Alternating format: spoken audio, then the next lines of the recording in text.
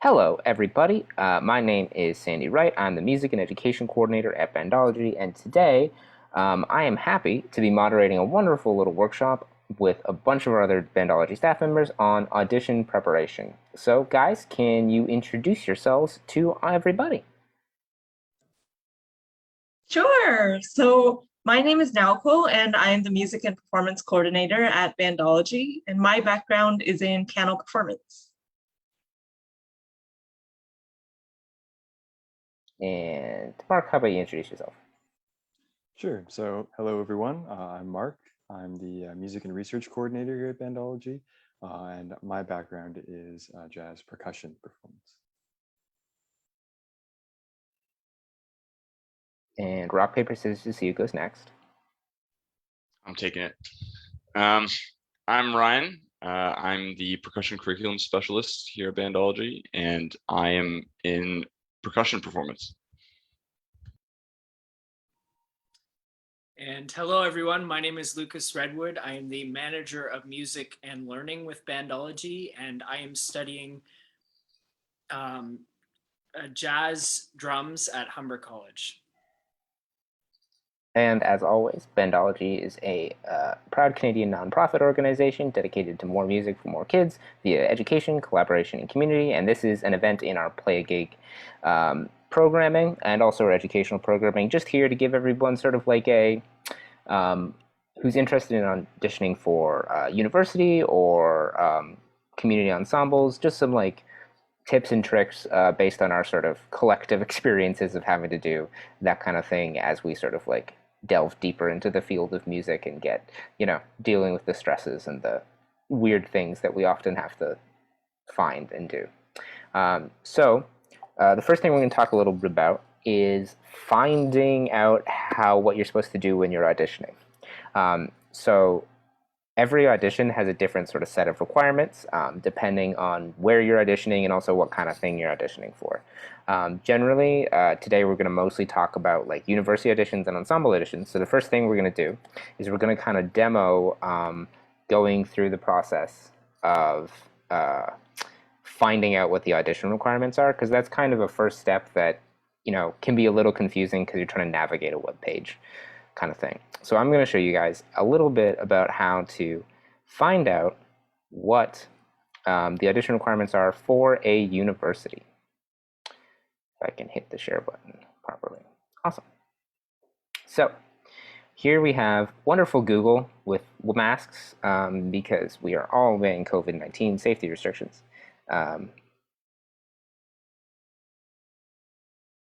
And we are going to type in to Google Western University, not student clubs. We're going to type in audition requirements, music, and we're going to see what comes up. And we get a lot of stuff. We get how to apply to Western music. We're going to audition information, admission, and auditions. So we're going to click on audition requirements because it's a heading all the way down here. And then you get this page. And then, oh no, that's not what we expected. We wanted audition requirements, and this is for the master's program. That's annoying. So now instead we're going to go to this website. So this is the Western Music website. If you type in Western Music, you'll get that sort of page. You've got their wonderful, cool new dean, bunch of information. So if you scroll down, you'll see a thing called Undergraduate Admissions. But you can find that here under Future Students. Every university has a Future Students page or something similar. It's a really cool part of how they make sure people like you and me know where to go next. So you're going to be applying for an undergraduate degree if you're coming right out of university, high school, and going into university. And then there's all this information. This is sort of their, hey, look at how cool our program is. And sometimes they'll have stuff like this on this kind of place in the middle of the page, and sometimes they'll have it over here on the side. So I'm going to go from the side, and I'm going to go to how to apply. Once you go how to apply, they'll take you through the whole application process. Almost every university has a page like this. And then they have registered for an audition interview with Western Music somewhere here.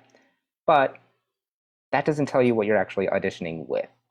what you want to do is find the place where it says Audition Interview Requirements. As you can see, Western offers a few different degrees in music, but we're going to stick with the Bachelor of Music for this because it's sort of the most common and most straightforward.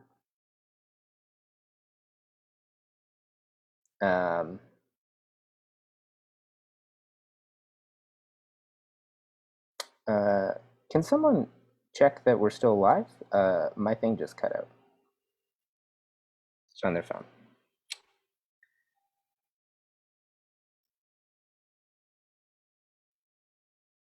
Yeah, we're good, I think. Okay, cool. I wonder why it's cut out. But either way, you open the Bachelor of Music and you've got the audition, and they give you a bunch more information, including all the kinds of programs you can do. And then you go, but they have this link to click on Audition. So you click on the Audition link, and it takes you back here because it's a recursive website. Man, this is really hard. It's something that I know I said a bunch of times when I was doing stuff. So maybe it's somewhere else. Audition interview fee, audition interview dates. Where's all this stuff? Oh my gosh, what to play at your audition? That's hidden and hard to find. So you've got click on audition and instrument requirements. And now we're in the place we want to be. Audition information, instrument requirements. So there's a lot of percussion players, but I'm not going to do that because I didn't play percussion at university. I played a woodwind instrument. So I'm going to go down here. I'm going to click on woodwinds. I played clarinet. And I'm going to scroll down and it gives you more information. And then it tells you what the requirements are for woodwinds. Be prepared to play 2 contrasting pieces at a conservative grade 8 level. This is the Roman numerals for 8. Most other schools just use the number 8. And then grade 10 for prospective performance candidates. That's a really common thing that if you want to audition directly into performance or are interested in specializing in performance, they're going to ask you to audition at a higher level to show you can do that. And then they talk about the technique you're going to have to do. And then a little bit about preparing to sight read material at sort of the grade 6 level. Every audition for woodwinds and most instruments has some sort of sight reading component because it's a really sort of important part of showing facility and the ability to understand music pretty quickly. And then if you don't want to go through all that, you can go to bandology.ca/post-sec programs, which is also available on our website.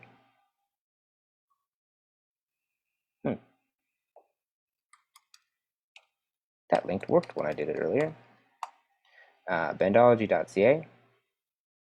And then if you go to our resources and we click on post-secondary music programs, you can find one of our program guides.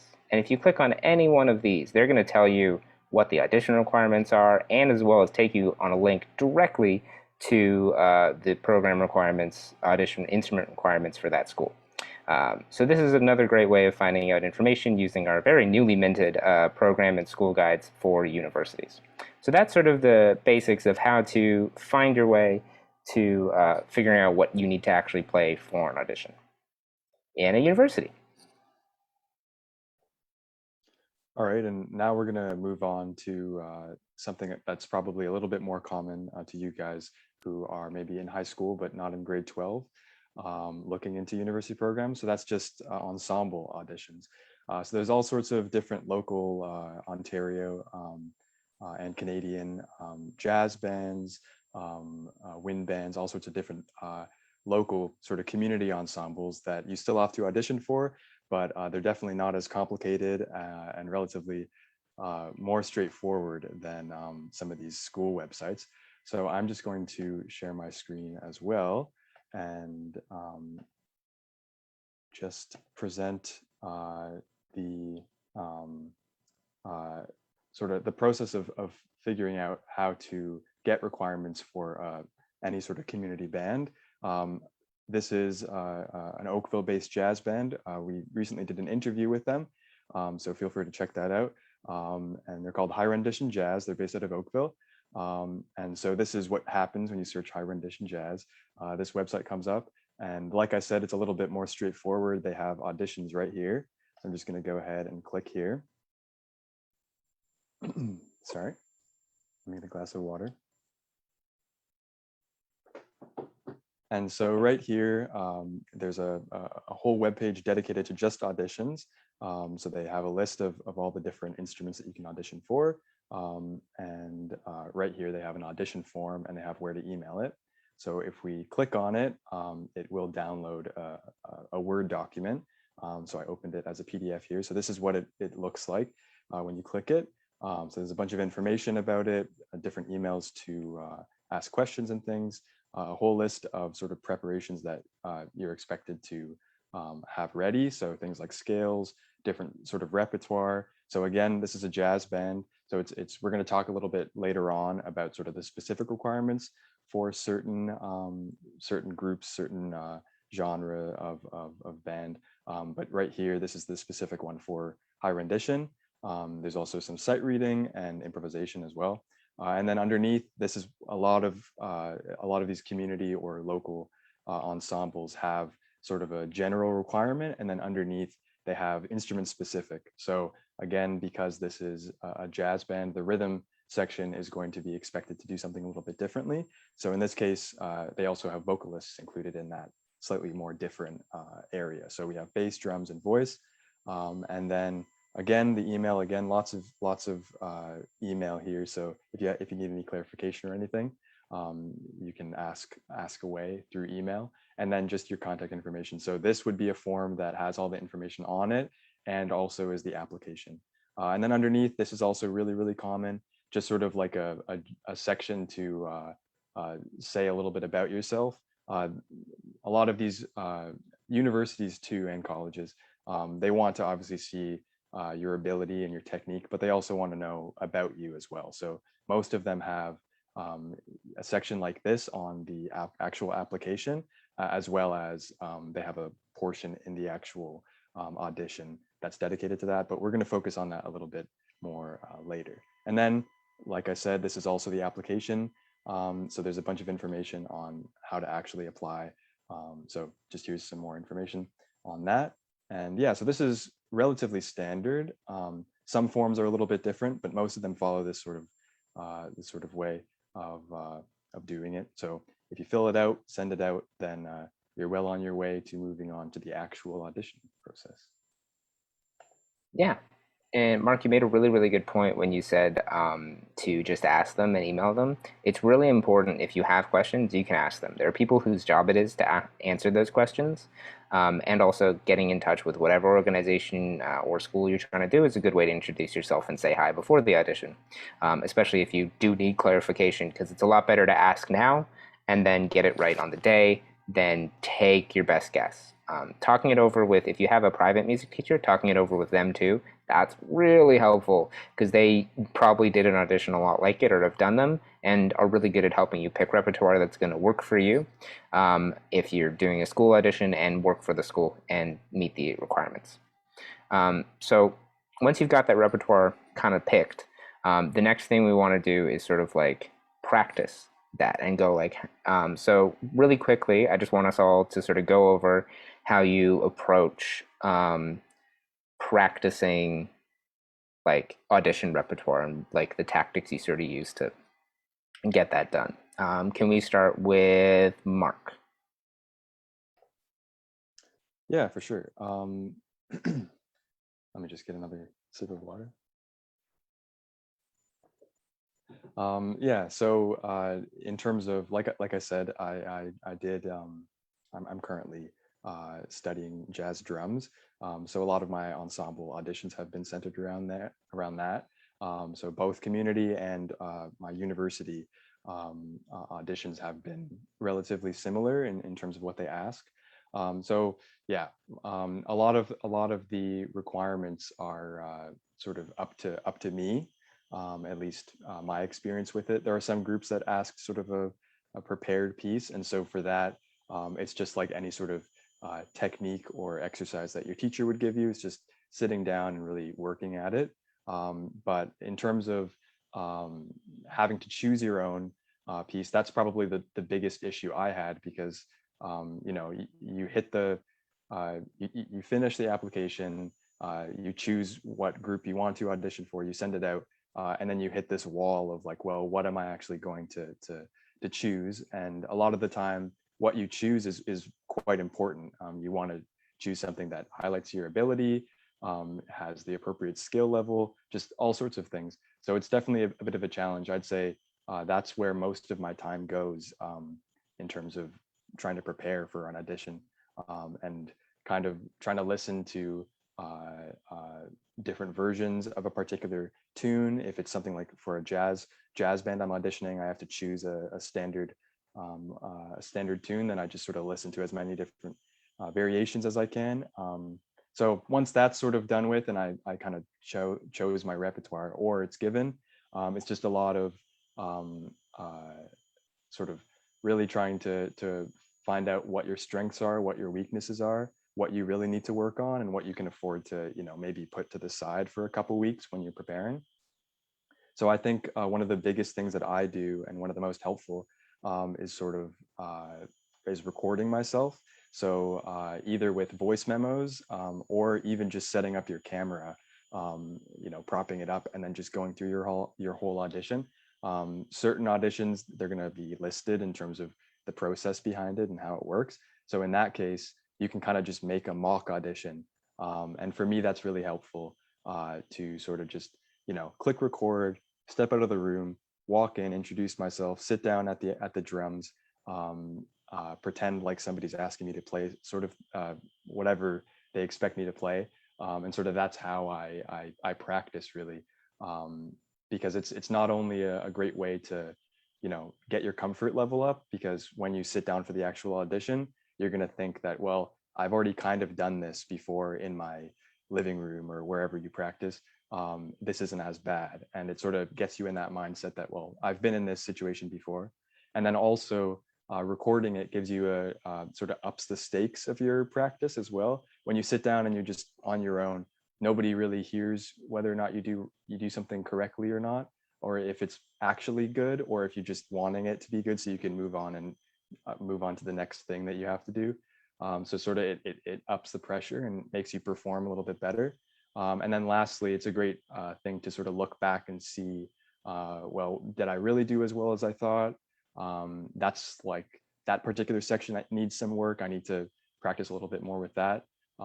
So yeah, other than, I guess, just the standard sitting down and practicing, like scales and I mean, as a drummer, not really, but yeah, just normal things you'd practice. I'd say sort of recording yourself and looking back and trying to prepare for the actual audition is my advice in terms of how to actually like practice, because everybody kind of knows how to practice their instrument normally. It's a whole different thing to practice for an audition. Yeah, for sure. We have not one, but two jazz drummers though with us today. So Lucas, could you talk a little bit about how you approach sort of practicing the different kind of like styles you usually need to have for kind of jazz auditions? Yeah, absolutely. And before I start into that, I want to say, yeah, Mark, that is a great tip about practicing for recording yourself. I did that as well for auditions. And another tip that I'd say is kind of looking backwards and taking a look at some of the resources online that can help you, and kind of working backwards and knowing, okay, here's my audition date, and kind of making a plan for yourself to break that audition into chunks. I think it's really important to tackle it in different. So on a day, set aside some time to practice this, and set some time to practice this. That way, it doesn't feel so, you don't feel so overwhelmed when you get to audition day. You're like, oh my gosh, like it's all. So that's something I did working up to my audition, is kind of practice it in chunks, and just kind of using the resources that are out there to base of what you need to kind of prepare in leading up to that. And one of the hardest ones, I think, for me was I also did at Western a year of classical percussion at Western, and that was a really, really great opportunity as well. And the hardest thing, I think, for me with that was preparing the etudes and pieces that you had to prepare, as well as for Humber. So I spent a bit more time on that, but also made sure that I was prepping on the other pieces as well. So in terms of drums for that, it was kind of a lot of breaking it up into the different the different styles of music. So what I would do is listen to a lot of different artists for inspiration to learn, because for Humber, there was a lot of different styles we had to learn. We had to learn jazz and swing. We had to learn Latin. We had to learn funk, and we did lots of different different styles like that. So a tip I would say, if you're thinking about auditioning for more contemporary program like that, I would recommend definitely taking some time to listen to some musicians, and maybe contacting the school or the professor that might be auditioning, and seeing if they have any recommend. I did that with Western. I set up a time to appointment to kind of talk a little bit and know a bit more about the school. So I might also recommend doing that and seeing if you can kind of talk to the resources that are available for you to learn more information. So that's kind of sort of some tips about my experience with so breaking it down into chunks, and also kind of using the resources and listening to different styles of music to help you with some of those more difficult portions of the audition. Yeah, those are really good points, especially for me, the bit about listening and getting in touch with people. I know it was really helpful for me when I was auditioning. I got lessons with professors at universities.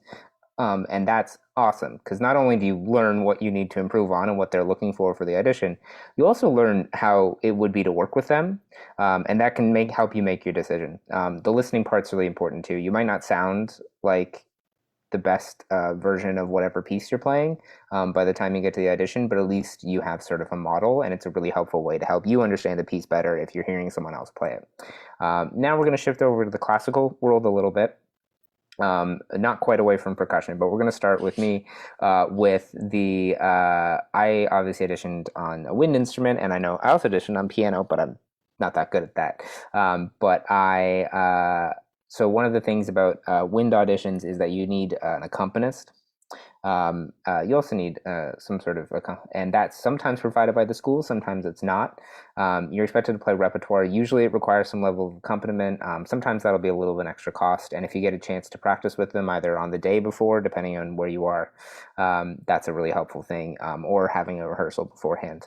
But sometimes you sort of walk in and just do it. The thing that I found very helpful when I was auditioning and the way I sort of approached practicing it is, again, the breakdown that Lucas talked about is like going, okay, today I'm going to do, but for me, because I wanted to sort of have, and I get a little bit of everything due, and we have to do scales as well as a study as well as repertoire, you end up going very much in the vein of, I'm going to do these sort of collection of scales, this one of the etude, this etude, and then I'm going to move on to like all my pieces. And that sort of striation really helps in creating like a standard structure. And then I got closer to auditions, one of the things I'd often do is I just like pretend to run it once a week and just do the whole thing. And that was always really helpful to give me an idea, of how much I'd improved since the last week, but also to sort of mock that experience of having to go through it and do it with only having a time to warm up and just only having one shot at it. And that was always a helpful thing. And combining that with, say, recording yourself can be a really beneficial sort of way of amplifying your ability to kind of practice for that stuff. Now, could you want to talk a little bit about piano audition practice? Sure. So I think everything that's already been said is definitely very helpful, and definitely a lot of the things like recording yourself, something that I also did as well. I think for piano, it's maybe more similar to what Sandy was talking about with woodwinds. It's more predetermined, like you have to choose like certain pieces according to repertoire standards that the school already sets for you. So it's a lot more like practicing the repertoire that you've chosen within these guidelines that you're already given. For me, I usually, when I was auditioning, I would practice running through my repertoire in different conditions, like different order of the pieces maybe, or different, for me, because I'm a pianist, like different pianos, different instruments, and try to practice like being more versatile and being able to adapt to whatever situation I'm in. That's a really good piece of advice, especially about the playing on different pianos, because that's a thing that you don't know what you're going to get when you walk in, which is a sort of unique thing in a lot of ways to piano, to a sort of greater extent than maybe it is in some other cases. And that's a really good piece of advice. That was something I found when I was auditioning as well. Was like it was very weird to walk into a school and suddenly have to play something that I'd practiced at home on a nice piano, which I didn't have at home. And then we're going to spin back to percussion, talk a little about Ryan, classical percussion. How the heck do you do that? Yeah, for sure. It's kind of hectic when you're getting those requirements. There is like set things that you're going to have to do. Typically, you'd be able to choose. At least the ones that I did, I had to do either a 2-mallet or a 4-mallet marimba piece. You can do both. That's also an option. And then 2 snare drum pieces, which one is like orchestral, and then the other one's rudimental. And then you have to play timpani. And on some auditions, there's like excerpts that they're also going to make you play, but on a lot of them that I did, they didn't actually end up having that. I'm definitely in agreement with a lot of what's been said, like scheduling practice. When you have to do a whole bunch of those different things, definitely like try and point out to yourself which one you're less good at. Because when I was doing this marimba, it was like no shot for me on marimba. Coming out of high school, I had no idea. So I spent a lot of time doing that rather than playing snare drum, which I'd been doing for years at that point. I definitely agree with what we were just talking about, trying to get on different instruments. And if you can get a lesson with whoever, like a professor or somebody that you're going to be studying with at whatever schools you're auditioning at, do that and play on the timpani and on the marimba there. Because on the timpani, the tuning gauges are very different on certain timpani. So if you're used to like just having to press a pedal down and then you get to the school that you're auditioning at and you actually have to click something and then press the pedal down, you're going to be sunk if you don't know that in advance, kind of thing. Same with the marimba. A lot of marimbas, at least from like Blake Lock specifically, they had like a 4.3 octave marimba, and the marimba I auditioned on was 5 octave. So I was like, why is there so much more space here? So that was definitely a helpful thing to know in advance. Other than that, yeah, I'd say recording yourself, doing mock odds as much as you can, especially leading up closer to the audition. Mock odds like in front of people, even like your parents, to be quite honest. Like I know you might not get terribly nervous in front of them, but it still is worth doing it in front of someone who's listening. Your teacher in high school, like other teachers, other students, friends, whatever it is, just get it as much in front of people as you can, so that way you're used to it by the time you get in front of the panel. Yeah, that tip about playing in front of people, that's so helpful. Especially even if you can and want to feel comfortable, people you don't know that well or have never heard you play, that could be really helpful to give you an idea of what the experience is like of wanting to impress someone, but also not knowing them and them not knowing what you sound like, because that's going to be what an audition feels like. And we'll talk a little bit more about like ways to like deal with like some of the stress of that later. But for now, we're going to talk a little bit about what it's like to walk into a room on audition day and what you're going to have to do.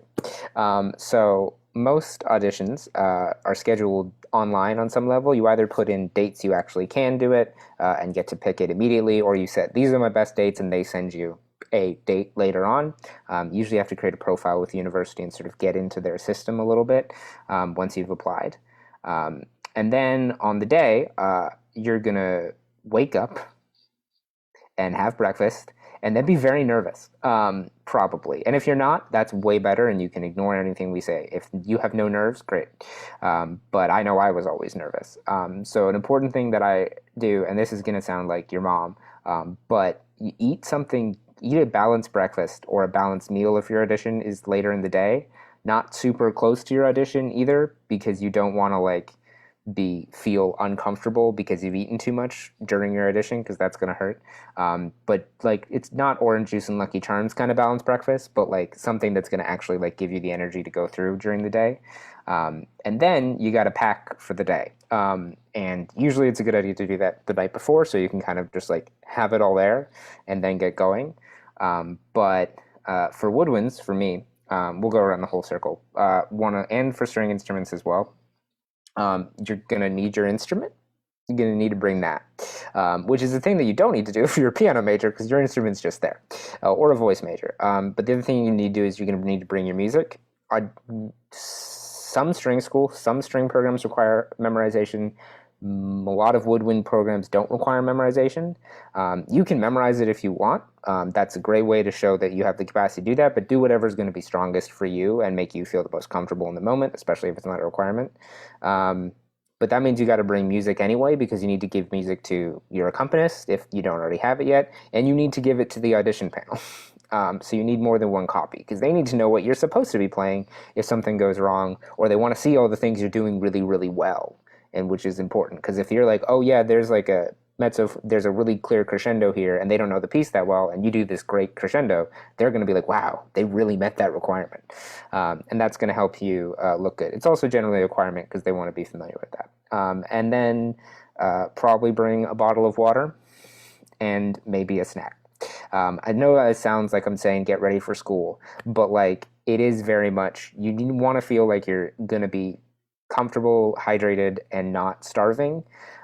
It's hard to sort of set that boundary a little bit. And then you're going to need your instrument, your music, and anything else you usually bring to play. If you have like your own music stand that you want to use when you're sort of warming up or something, if you have any other like things that you bring with you, a favorite pencil or something, bring that. Do things to make it feel as close to what you normally feel like when you're practicing as possible. They'll usually have a music stand in the room. That's not something you have to worry about, but those are kind of what the basics of what you need to bring for that. How about now go first, talk about like piano auditions. Well, for piano, as Sandy mentioned, you do not need to bring your own instrument. For me, what I would bring is generally just sheet music for the panel, and also any other, sometimes the school has other things that they would like you to bring. So making sure that you check with your school is always a good idea. I also always like to make sure that I have my phone on me because I get lost a lot. So I find that that's always a good idea. And also just generally, yeah, the things that Sandy mentioned before, like your water, you might need some Kleenex, stuff like that. Yeah, and now for the people with way more stuff, with a lot of different stuff that they might have to bring, percussionists. Let's go with Lucas. What do you have to bring to a jazz audition? Jazz audition. Okay, so well, the you have to bring your set of drumsticks in a. Usually I recommend, most drummers have stick bags. So if you don't have a stick bag, would recommend getting a stick bag. And then you can you'll need a couple, I like to use different sets of sticks depending on the style I'm playing. So if it's like a more of a, funky thing, you can bring thicker sets of sticks. And then also as part of the jazz audition, you'll do some brush work. So having a set of jazz brushes is good. And I didn't have to. We were allowed to use the cymbals that were on the kit, but I would recommend checking in with the person that you are auditioning, who is going to audition you, because they might want you to bring a set of cymbals, or if you have a set of cymbals, you could check with them that you like using to check in with that. Same goes with a snare drum or something like that. Just being, asking them if if you can use any of your equipment there, or if they're going to provide it for you. And also I like to, this is kind of unrelated, but another good audition tip is make sure you give yourself lots of time before you go to your audition. You don't want to be like really, panicked and it's a lot better if you arrive early, you're settled, and you just can do your thing and get ready. So I would recommend doing that as well. Yeah, for sure. That's making sure you have enough time. It's a lot of setting yourself up for being comfortable as you can be, and because that's an important part of like the experience. And now for the bring more things than anybody else, percussion. Ryan, what do you need for a classical percussion audition? Um, it's not like a crazy amount more than that, honestly. For I would definitely just like to point out before you go in, just like take a breath. I always would forget to do that, and then I'd be in there and I'd be, panicking and getting, in my head and whatever. But yeah, take a breath. Um, for bringing stuff, it's typically they'll let you know, I think, in advance, at least from what I remember, whether or not every panelist needs a copy of your music or whether the whole panel just needs one copy. So depending on what that is, then you'll have that ready to go. You need your own music. Mallets, when it comes to mallets, I like to just like not overly stress myself out.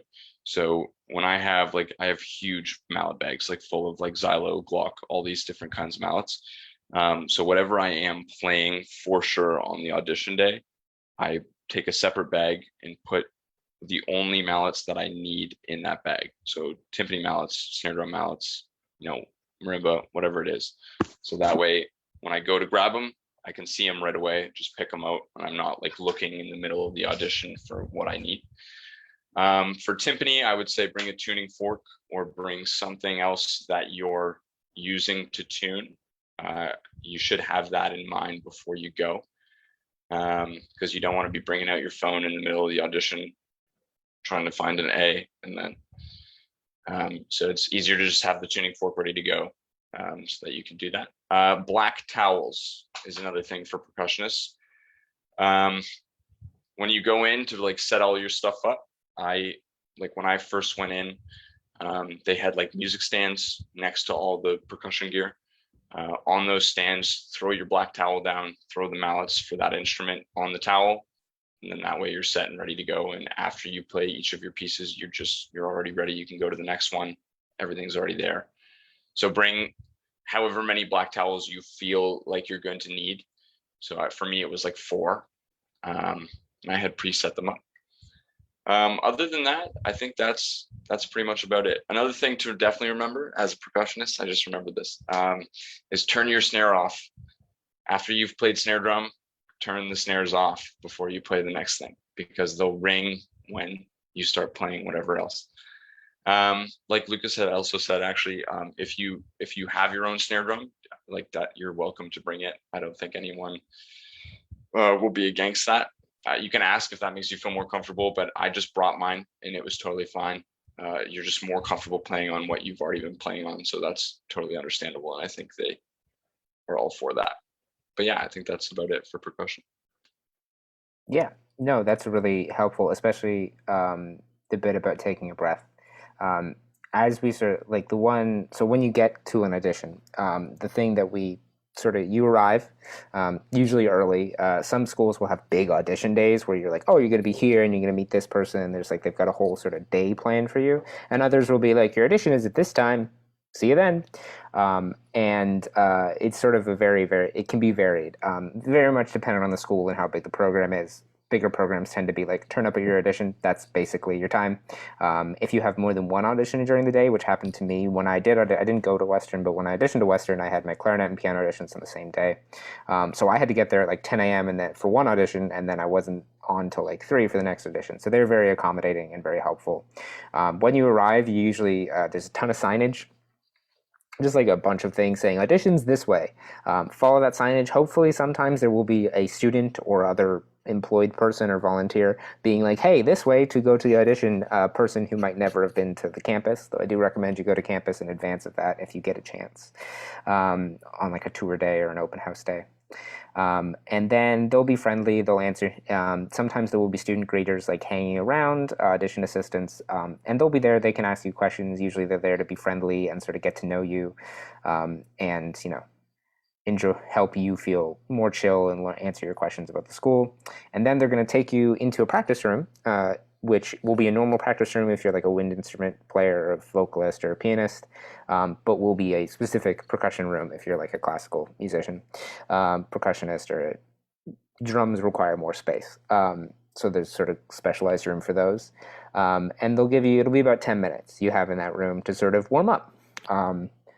there's a lot of different ways to warm up. The thing that I would say is don't try to do your whole audition at all. You don't want to overplay yourself because you will hurt yourself on some level, and it'll make your audition worse. And also, you want to feel relaxed and ready to play, not tense because you played that one bit that you've been trying to get for 3 weeks and you actually can't still get it. And why can't you still get it? I'm really nervous about getting it in the audition, and you throw yourself off. So it's really, which is the thing that went through my brain a couple times when I was sort of practicing. So you're trying to get into a zone, for lack of a better word, and playing stuff that you like and it makes you comfortable will help you get into that. As long as you're warming up, you do want to do something to get your facility warmed up, whatever that looks like on your instrument. If you're playing a wind instrument or singing, finding a way to get yourself like breathing properly and in a sort of a state where you're not really shallow breath, especially if you got a string instrument or other orchestral instruments. Warming up the instrument so it's not cold when you go in, stuff that'll get that done, not necessarily stuff that's going to like give you the thing that I sticks with me is you can't learn something new 10 minutes before your audition starts. Once you leave the house, actually once you wake up the morning of your audition day and even the day before, you're done. There's nothing more you can really learn. So at that point, it's just do it. And that's something that can be very stressful because you want to get it right and maybe better even than you've been practicing it. But you can't do any better than what you've practiced. So try to keep that in mind when you're warming up and just getting yourself in sort of a settled place. So running a little bit low on time. So we're going to sort of go quickly through the sort of next kind of question I have, if you guys can keep it to like maybe like a minute of like what that experience is like. Can you, we're going to walk you through just like on audition, what that feels like for your instrument. So I'll start. And what my audition was like when I played clarinet is I arrived, warmed up, went away, came back, had my instrument out already. I had my little clarinet stand. I had all my music. I walked in, they took my music. I handed music to the accompanist, regardless if that was the accompanist that I met earlier, if it was just the person that had arrived in the room, I handed it to them. They sat down and they either said, what do you want to play first? Or they told me what I was going to play first. Some schools give you a choice, some people don't. It depends. But either way, if you can, do what makes you feel comfortable first. What the thing is you are most confident is going to give them a good first impression. And then they're going to take you through the audition. You'll do repertoire, etudes, any technique. There'll be little pauses. Sometimes they'll cut you off. They'll be like, you're done. Can you move on to the next thing? That's not always a bad thing. That could be a good thing. You've done so much that they're like, no, you're good. I don't need to hear the rest of that. I'm sure you've got it. And assume it's a good thing. Just try to keep yourself in a positive mindset. And then you'll get sight reading will happen usually at the end. They'll hand you a thing and say, try to play this. And you'll be like, uh-huh. And you'll try to play it. I also was a composer, so at least one of my auditions asked me to improvise because I was a part of the composition program, which is unique to classical music, and jazz improv is everything. But it was a sort of unique experience. So some things like that might happen. Again, they're not trying to have it's not a gotcha experience. They're not kind of trick you into failing. They're there to hear you do your best and sort of help you and see what you're capable of.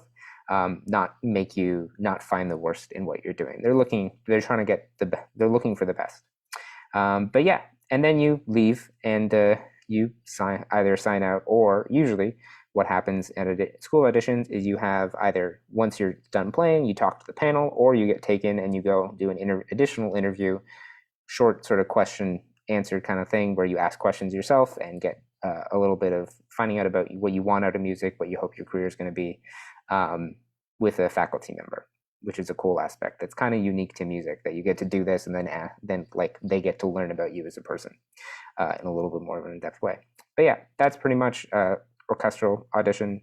String instrument auditions, to the best of my knowledge, are pretty similar. What is a classical percussion? What's different from that about a classical percussion audition, Ryan? It's pretty much relatively the same. When you go, the ones that I did, I just had the set of what I wanted to play. They didn't ask me to play anything specifically first. So I just had a set I went in, I did the whole thing. They did do sight reading after. For sight reading, I did one. They'll give you a sheet and you have to sight read on marimba. It's always going to be 2 mallets. It's never going to be 4. And then they also make you do sight reading on snare drum. So it's just like a rhythm kind of thing. Other than that, I had my interview immediately after in the same room with the panel right there. So they just asked me the exact like same sort of thing, kind of trying to get to know me kind of thing. But other than that, everything else was pretty much the same. Yeah, a lot of them are really like similar. You're right. Naoko, to sort of round out the classical experiences, what were your piano auditions like? Mine were pretty much the same as what you mentioned. There was one audition comes to mind where I actually had to do an oral training test in front of the jury. So that was an interesting experience. But other than that, I think things were pretty much standard for me. Perfect. Yeah. It's a very sort of thankfully a standardized process for a lot of people, which is nice because you sort of, once you've done one, you've kind of done them all. So you can just sort of recreate the experience. And Mark, do you want to talk a little bit about like what a jazz audition is like? Because that's a slightly different experience in some ways. Yeah, for sure. Yeah, so for most of my auditions, it was kind of the same. There's a few like key differences. One thing I wanted to mention is just sort of getting into the actual audition. The best thing if you're working with an accompanist or either a group of people for jazz or just a single one for classical, it's really great to like introduce yourself to them and walk up to them and say like hello, and also have like a little cheat sheet so that if you need to relay any sort of information to them, especially for jazz, part of the audition is sort of to show that you know your tunes well enough that you can sort of direct. They're not going to, at least for my audition, they didn't dictate it. They were there to do whatever the auditioner wanted. And so that's also like a really great opportunity to sort of prep for and be very clear. This is what I want to do, and maybe have it like on a little piece of paper just in your back pocket so that you can glance at it right before you step in. Another thing, just when you walk in to sort of to introduce yourself to the panel, and regardless of how they react, try to be as cheery and optimistic as possible. Some of them are going to smile and ask you how your day was and tell you, oh, yeah, I've been doing well. And it's automatically going to be super relaxed from the get-go, and your stress will just plummet because they're nice. And some of them are just going to look at you with the coldest stare, and you're just going to be like, okay, I'm just going to go do my audition. But the important thing is just to seem relaxed. But so that's sort of how it started for me. You go in, you introduce yourself to the people you're going to be playing with, the people you're going to be playing for, and then usually for both of mine, it was up to me sort of how I structured it. So I started in terms of what tunes I was going to play. So you go through your tunes in the order you would like. Then you do some sort of ear training test that was, I think, unique to my jazz auditions. They play a little something, and you say what chord or what interval.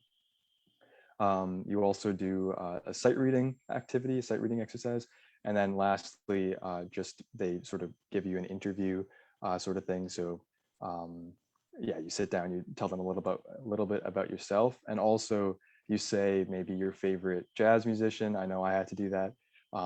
Your favorite record. These are things that you don't actually like. You don't need to tell them your absolute favorite record. You can make one up or say that the most popular one. They're not really looking for like the best answer. They just want to know that like you did a bit of research, you have some interest in the genre and stuff like that. And then the last thing, just for jazz drums, I just remembered, probably the most important tip I can have is you step into the room and you think you have to start right away. And this is true for all instruments, but as a drummer, I know it's true for me. And you just want to start right away. While the audition panel might want you to get started because they have like whatever hundreds to get through. For you, this is what you've been preparing for. So take a second and don't start right away. If you're a drummer, set up the drums exactly how you want. You can take as long as you'd like to make sure that everything's perfect, because when you sit down and start playing, you're going to be thinking, oh, I should have moved that here, or why isn't this sounding the same? Oh, it's because I rushed it. And just giving yourself like an extra minute to just sort of sit down and go over what you're going to do, maybe go through like whatever, say a few things to the people that you're going to be playing with. Just even that extra minute is going to mean a lot in terms of settling you down. And I know we're going to move on to dealing with stress, so I think that's sort of an important aspect, giving yourself some time to start rather than jumping right in. Yeah. Right before we do that, we're going to talk a little bit about ensemble auditions, like, and that experience a little bit. Well, Ryan is going to take us just a little bit about like how to prepare for that. They're generally the same for most schools, so we're not going to do a whole like circle, but Ryan can talk a little bit about ensemble auditions, and then we're going to do a little bit on online auditions, and then we'll talk about stress. Yeah, for sure. Ensemble auditions, I mean, they're like relatively the same. For percussion, there's a lot. There's a long list of stuff that you get. They'll typically, depending on if you're auditioning to like ensemble auditions, like for placement when you get into school, or if it's for like an orchestra outside of school or whatever it is, they'll give you your own like PDF version so that you don't have to go searching for them. However, some of them you might have to go in and look for, which really isn't that bad. You just have to search them up and typically you can find them. They would give you, at least for the ones I've done, they'll do like a little bit of everything. So they'll do like 5 snare drum, 3 or 4 xylo, 3 or 4 Glock, and then they'll go through like 1 or 2 of each of the accessories. So like tambourine, triangle, crash cymbals, bass drum. So again, when you're practicing for those, it's more or less the same idea of like scheduled practice. Figure out what it is you need to do more of. They really aren't very long, the majority of these excerpts, so you can definitely rip through a whole bunch if you're practicing for like 2 or 3 hours at a time. I would typically, my advice would be to stay on an instrument that practice session. So if I'm doing like a 2-hour practice session, just do xylo excerpts that day. And then the next session you just do snare drum. And then start doing like towards closer to the audition day, start mixing them up then, just so you can get a feel for that sort of idea. Because when you get there, the actual audition for ensemble auditions is like, you'll walk in, some of them are blind, some of them aren't. So you might have like a panel in front of you so that you can actually see who's, grading you or whatever. And then they'll just yell out to you like, okay, play Appalachian Spring on xylophone. Okay. If it's blind, you can't actually talk because they don't want to know anything about you. If it's not, then of course you can say something, and then you'll play it, and then they'll say, okay, great. Play key G on snare drum, and then you have to move to the next one, and that's pretty much it. And they'll ask you for maybe 1 or 2 of like the big things. If there is timpani on the audition, they'll definitely ask for it. Sometimes there isn't. For accessories, they'll just typically do 1, just to generalize it. Yeah, that's for orchestral instruments. The excerpts tend to be less like instrument based because you only have to play 1 instrument when you're not a percussionist. But for string instruments and wind instruments, they'll give you a breadth of selection. So there'll be ones that are melodic, ones that are highly technical, and then stuff that's either in between or like kind of does both. They'll all have their own unique thing they're trying to show you. Am I good at breath control? Am I good at creating? Am I good at playing fast? Am I good at doing arpeggios? Those kind of things.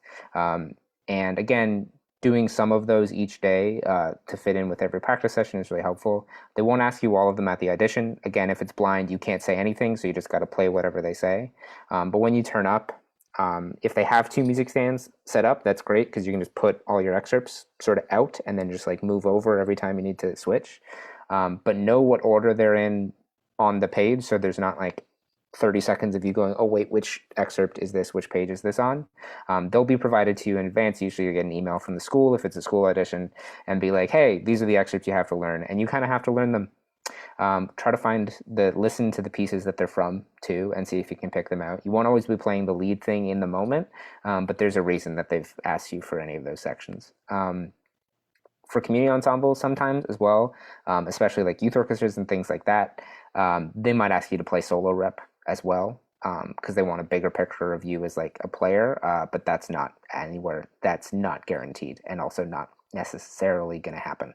But there are some community ensembles that ask you for that. Last thing on Ensemble Auditions, Ryan mentioned the word placement. When you go into university at the beginning of the year, you do what's called, in classical streams anyway, you do what's called a placement audition, which means you do the excerpt audition and then you go, and then they pick which ensemble you're going to be in. So wind orchestra, string orchestra, symphonic band, depending on how big the program is. They may have like 2 to 4 different sort of instrumental ensembles to be part of.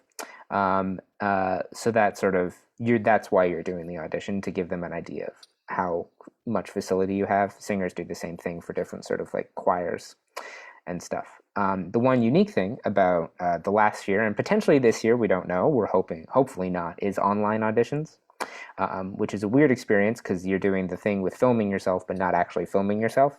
But someone's actually going to hear it on the other end.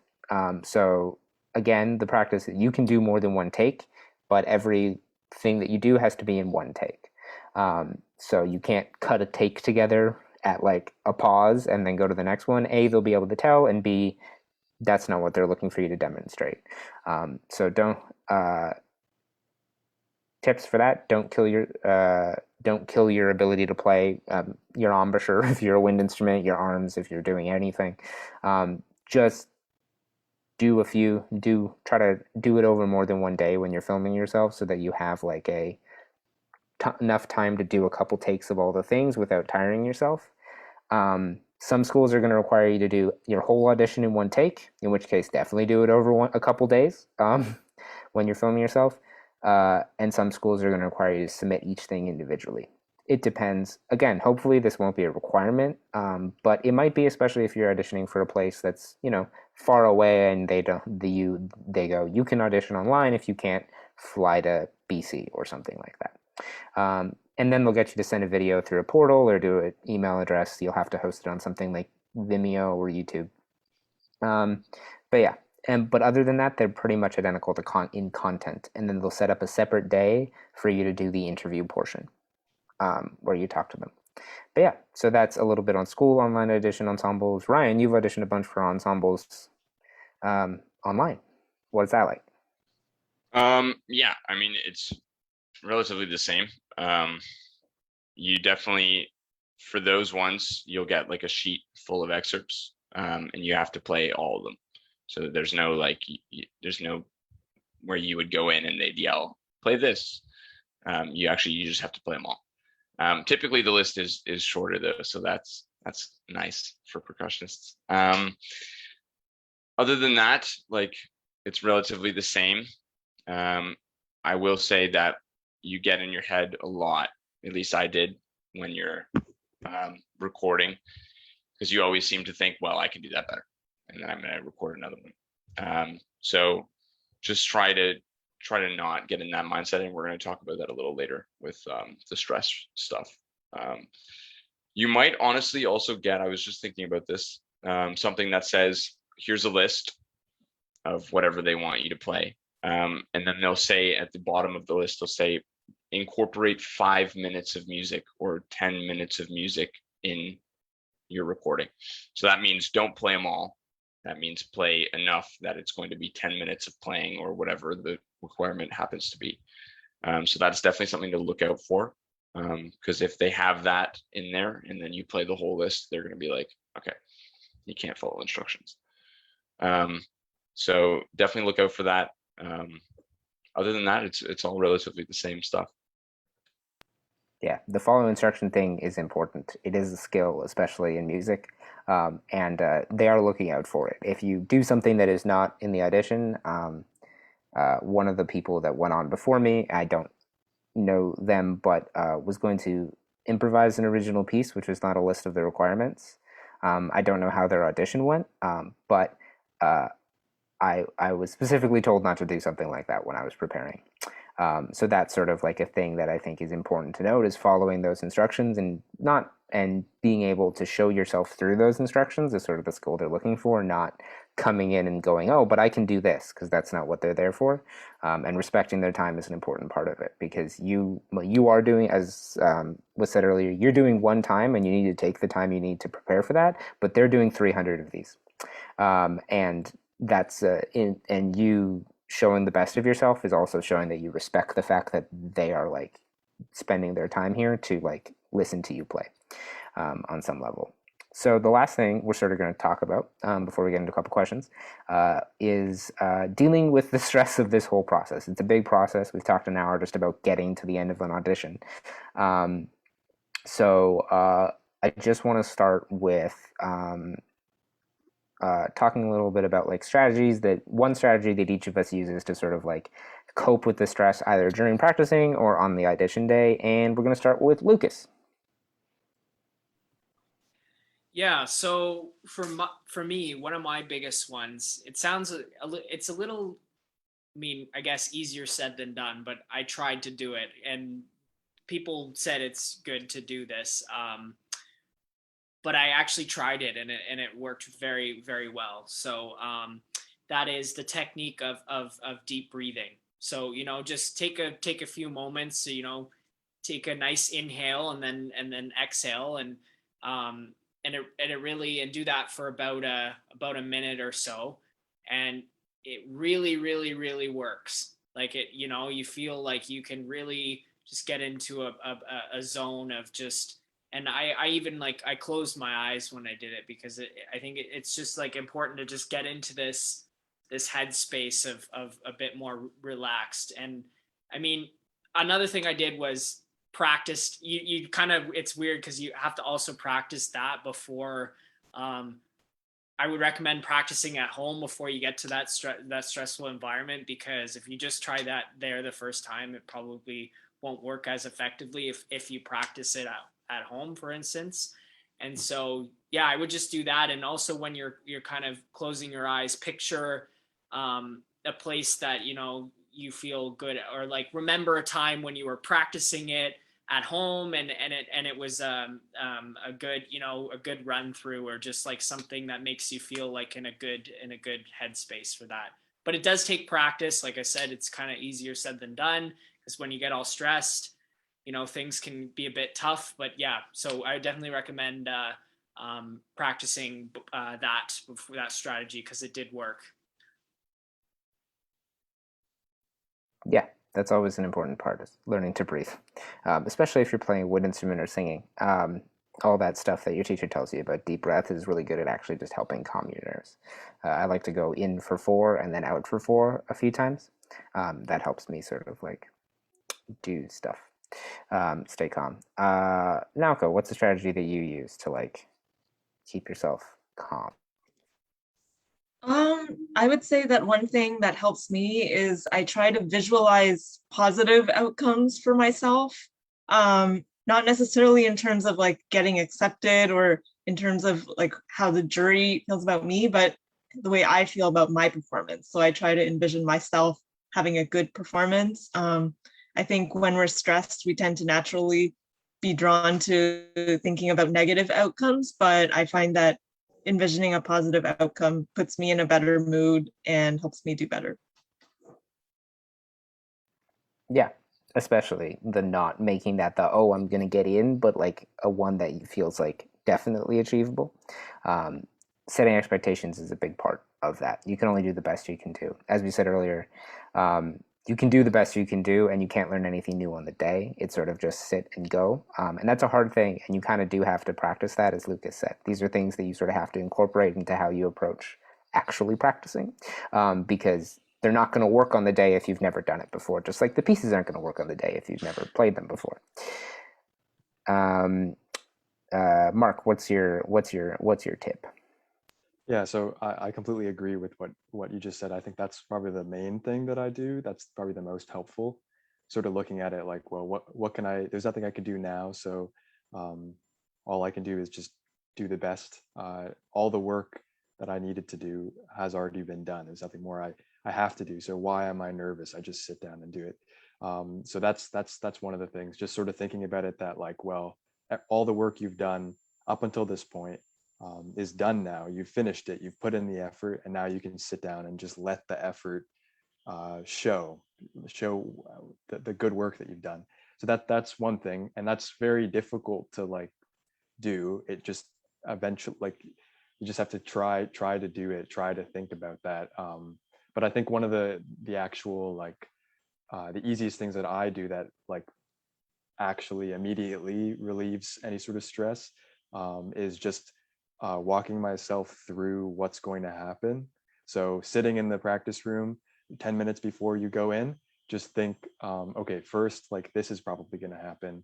And then, and sort of just like, you don't have to go into specific details, but just like telling yourself what you can expect, as in what you've prepared to do, is a great way for me, at least, to sort of prep myself, and thinking about it and getting to the end of thinking about the whole audition as, okay, the start to finish, that's my audition, removes so much of like the nervousness of it, because it takes it away from being this crazy, like, life-changing thing. And it's just, no, I'm going in, I'm going to set up the drums like this, then I'm going to do this, they're going to ask me to play the tunes, so I'm going to do it. And it just sort of makes it as like more of a, if you can visualize yourself actually doing it and less of worrying about like the implications of it, it just I guess makes it a lot less stressful. It brings it like down to earth. It's not this momentous thing. It's just you sitting and playing. Like, and I think that just makes me feel a lot better about going into it. So yeah, that's what I do. It's called playing music for a reason. There is supposed to be a fun aspect to it, and you spend so much time doing it, trying, it's easier said than done, but trying to make that as enjoyable experience for you as possible, because you've got to probably do it more than one time. So that's keeping that confident, like having that attitude and trying to cultivate that attitude is super great. I know by the third time I'd done my last audition, which was at the school I eventually ended up going to, overall, I didn't necessarily play my best, but it was my favorite audition, because I had done it so many times at that point. I was just, I'm good. We're fine. Like, everything's good. I can't do better. I've done this now twice. It's not going to happen again. I'm not going to get a second take. So it really, that sort of like, I got to that attitude by the time I was there, but it took me a while. So cultivating the attitude in advance is really helpful. Ryan, what is a strategy that you use to sort of help deal with it? Yeah, for sure. Mine, like, I agree with like basically everything that's been said. But one other thing that I would say is like positive self-talk, like enforcement, like hype yourself up, honestly. Like it works. Something that I would like to point out is, like, with all these things that have been said, is like, especially when I was in grade 12, I was always like, man, like, that doesn't work. Like, really, you want me to hype myself up? You like, really, you want me to take deep breaths while I'm over there? But like, honestly, when you get there, you're gonna be happy that you've put in that work to do all those things, and like thinking about an outcome, that's great. So I would just say, like, really try and do all these things, and that way when you get to the situation, it'll end up working itself out. Yeah, try out what works for you too. Not everything we said is going to work perfectly for you, for one reason or another, and finding the way that keeps you calm is really helpful. If that means bringing a book to the audition and not asking any questions and just sort of like zoning into like reading and then going and warming up, and then that's how you sort of get yourself into a state prepared for that, do that. I know tons of people who do that. When you're in university, you end up having class on the same day as school auditions, so you see a bunch of people auditioning during the day because they audition at the school when things are in person. And it is, you just want to tell them it's okay, it's fine, it's going to be okay, you're going to be good, because those strategies are really helpful, and you have to practice them, but they're really useful. The other thing to say is some stuff that might stress you out that you might not expect. We've already said panic practicing is bad, where you try to like fix the thing on the day, which we haven't going to happen. The one thing when we were sort of preparing this workshop that came up was you can hear the person right before you, because you'll warm up and then you'll get back during their audition usually. And that can be very stressful because suddenly you hear someone else playing things that are either sometimes the same if you've got a very prescribed list of stuff, or sometimes more complicated, or sometimes like you'll hear them and be able to judge them a little bit because we all have some critical music skills. It's okay. You're not them. You don't know what else they're like. You don't know how the rest of their audition's gone.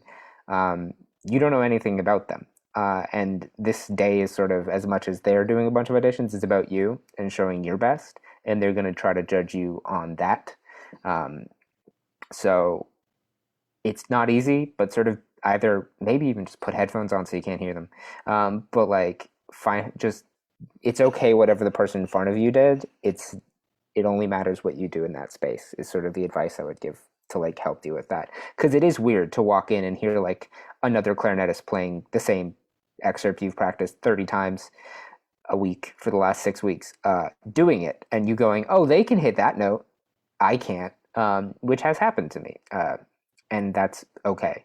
And you want people to do well. You want think about it in terms of you hope you get in so you can play with someone. You both get in so you can play with someone that's as talented as the person that you're hearing in front of you, because that's sort of like the positive self-talk applies to everybody else too. Music can be very stressful and sort of occasionally isolating. You spend a lot of time in practice rooms. So supporting each other generally is a good habit, and supporting musicians and building those relationships is really important. And you can start that on the audition day if it helps you sort of like process the stress of being surrounded by a bunch of people. I know people who made literal lifelong friends on their audition day, and then they ended up going to the same school and they're still friends years later. So there's like always opportunity. Thinking positively is a big part of that. The online thing, we already talked a little bit about stress of like getting into a zone and self-criticizing a lot. It's another strategy to sort of deal with if you have to film yourself. Think of it as like, is this as good as I would do it if I was standing in front of them? Not, is this the absolute best I could do it? And getting out of the headspace that it's got to be a perfect take, but it's got to be a realistically good take, can be very helpful. You want to do the best you can, but it's not always you're not going to sound like, you're a super genius all the time. Yeah, Mark, what's your thoughts on that? Yeah, I was just going to say I had to do a few online auditions for like placement auditions during the year in school, as I'm sure most of us did as well. The most beneficial thing that I have ever done is record a take, close your computer, put it away for maybe a week and a half. So it's important that you have to film takes well before they're due so that you give yourself time, but record the takes you want to the point that you're like, okay, I don't want to do this anymore. Wait a week, go back and listen to them again, and then make your decision of whether or not you want to re-record it, because you're going to I had a teacher tell me this, that if you listen to a take right after, you're going to remember all the things you didn't do well immediately because they're super fresh. Wait a week, wait 2 weeks, go back and listen to it, and you're going to be amazed at just how much better it sounds, because you won't have that if you were tired during the take and so that's why you don't like it, or if you made one mistake that you think everyone's going to be able to hear but you don't even remember 2 weeks later. That's a really, really important thing, and it allows you to be a little bit less critical. So that's if there's any sort of stress involved with that, a great way of dealing with that is giving yourself time to forget about it, going back and listening a little bit later. Yeah, that kind of like separation is really important. Things always look worse the moment you can with that memory. It's hard though, because you do have to be prepared in advance, and I know a lot of musicians, and myself included, who are very good at doing things last minute, and that can be non-ideal for when you want to like feel comfortable, because as we said a few times, like comfort is king. Feeling like safe and comfortable in that environment is sort of the best thing for you, kind of, and setting yourself up for that in a lot of ways. Also, like, try to go with someone, even if you can drive yourself and you're not relying on your parents to go to something like that, or a guardian. Bring someone so that you're not alone on the way, and you don't spend the entire car ride to or from, or an entire bus ride just thinking about everything that went wrong, and don't think about all the way there, all the things that could go wrong. Having those support is really, really like nice. And also you can celebrate with like, dairy-free ice cream or like, chocolate bars or something, or you go for dinner or something. You've achieved something. You've done the audition, and that's an achievement, whether you got the thing or not. And celebrating yourself is an important part. So now we're going to sort of close out with a couple questions. We sourced a few questions in advance from people. If you have any questions, feel free to put them in the chat, and we will be monitoring that for those things. So first question that we have is what happens if something goes wrong? Like something goes actually wrong. At the audition, you make a big mistake and you feel really dumb. I think I'm gonna say a sentence and I'm gonna see if all of you nod your head when I say it. Keep playing. Don't stop. Stopping's so much worse. Sometimes the mistakes you made aren't as big and glaring as you think they are, and they'll perceive it as a small mistake. And stopping, imagine being at a concert and a guy makes a mistake and it just stops versus just keeping going. That's a very different experience. Don't stop. Does anybody got an addition to don't stop? Because that's my best advice. Yeah, for sure. Question number 2, which is a little bit more fun, but pretty practical. How do you not aggravate your family and or roommates by being a person who has to do auditions and be a musician? Any thoughts?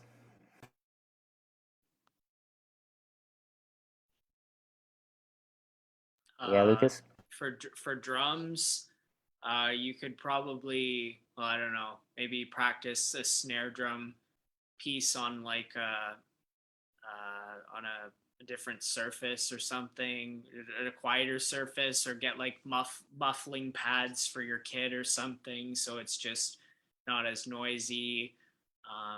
Yeah, that would be the biggest one, and try and coordinate with them as when they're busy as best as possible, and check in and say, hey, are you okay if I practice right now for a bit?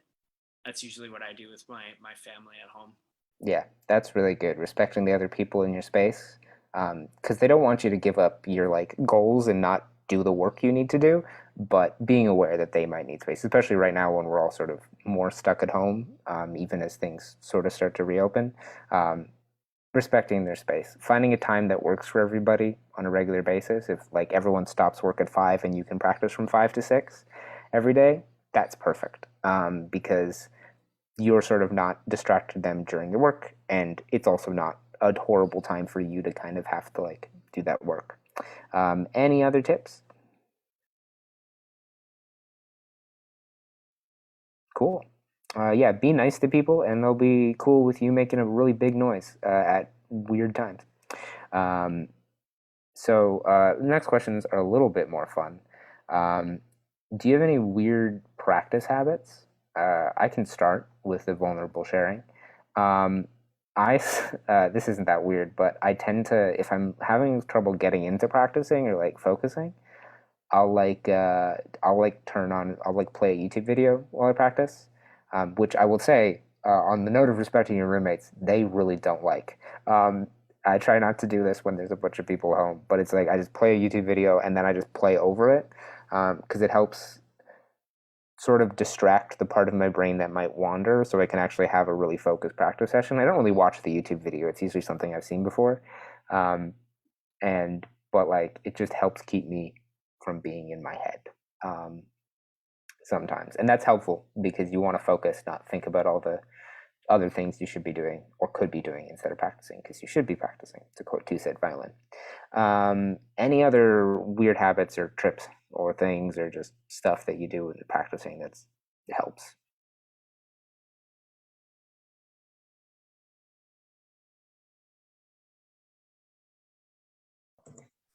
I don't know if this counts, but usually on the day of an audition, I'll always take a nap. So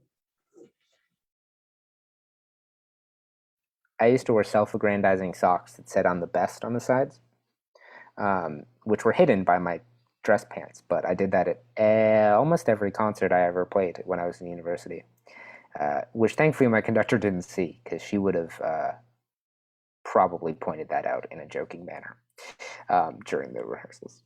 But yeah.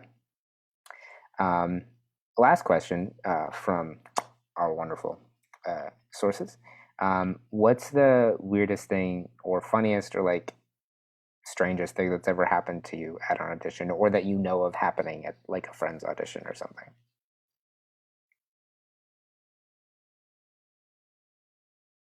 Mark. I'm good to go.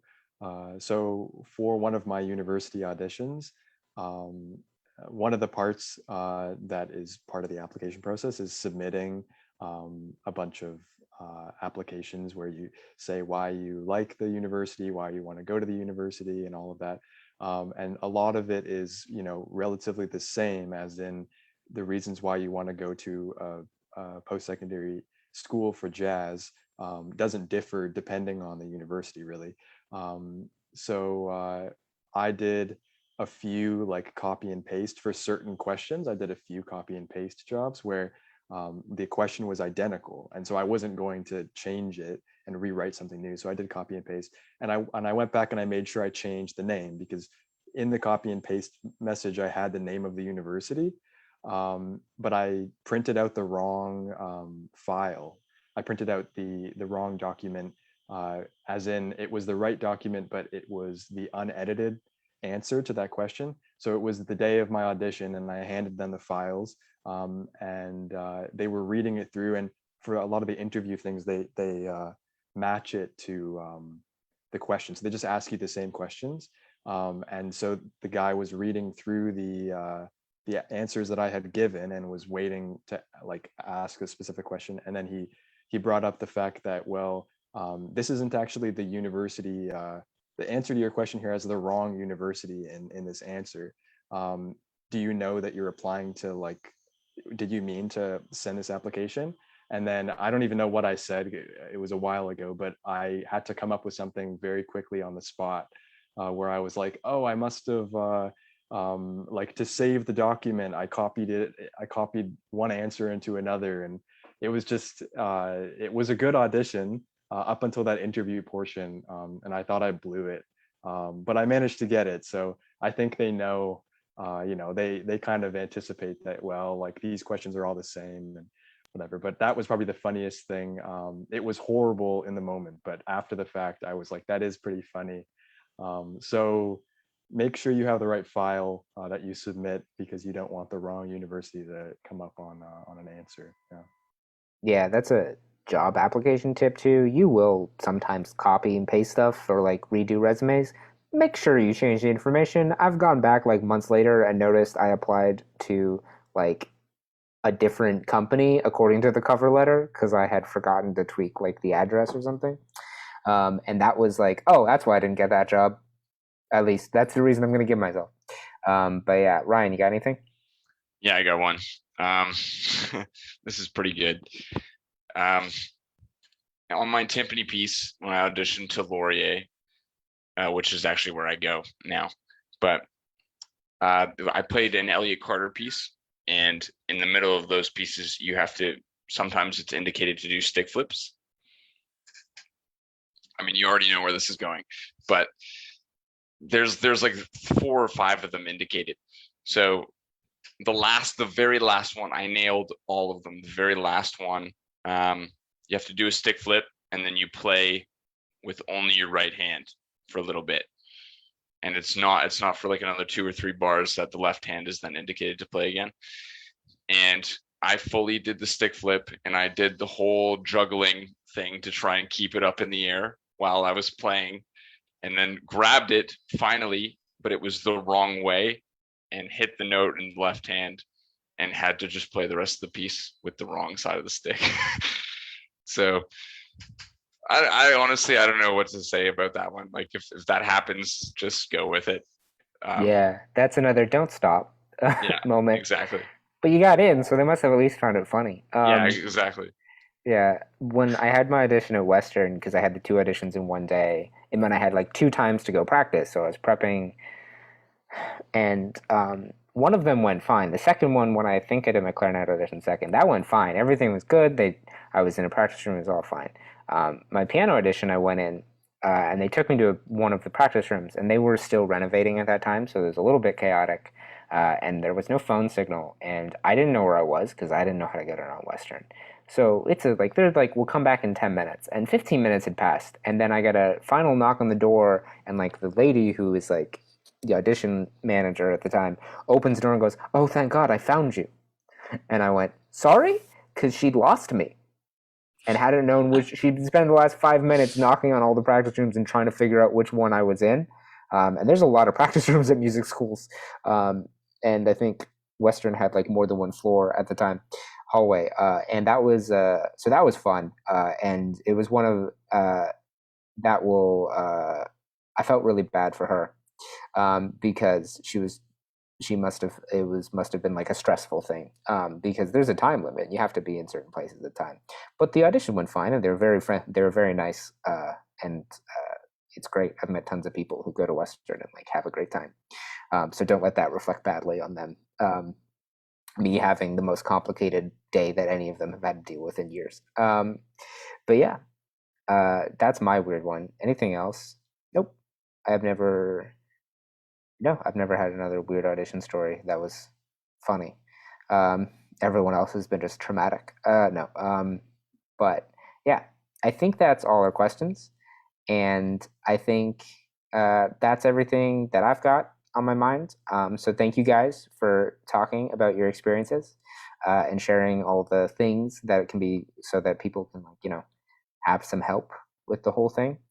And maybe feel a little bit more prepared. We'll be turning this live stream into a little bit of like a YouTube series of videos where we sort of just cut bits into it to like condense the information a little bit. So look out for that, so that we can come back and refer to this information later. But otherwise, thank you for watching with us. Again, I've been Sandy Wright, Music and Education Coordinator at Bandology. We've been talking. Everyone else here is also a Bandology staff member. And Bandology is a music nonprofit organization dedicated to more music for more kids via education, collaboration, and community. And we do play gig events like this every Monday, Thursday, and Saturday for the rest of the summer. Mark, what's on Saturdays this week? I never have anyone here to tell me. Yeah, so this Saturday, we're just going to have a pre-recorded musician showcase. And so that's going to be, I did it a couple of weeks ago, but it's very good. And there's some original music in it, as well as some covers. So be sure to check it out.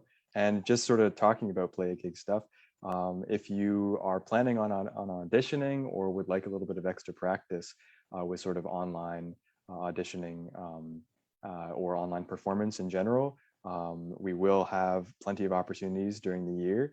So feel free to check out some of those if you would like to sort of, figure out how Zoom works for a Zoom audition you have coming up, or how to edit a video together if you want to send out, something. It's a great opportunity to learn, and, you get a nice audience, and for certain things like interviews or musician showcases, you get to talk to one of us, one of the staff members, about your music or anything like that. So yeah, definitely check out that if you would like more information about that.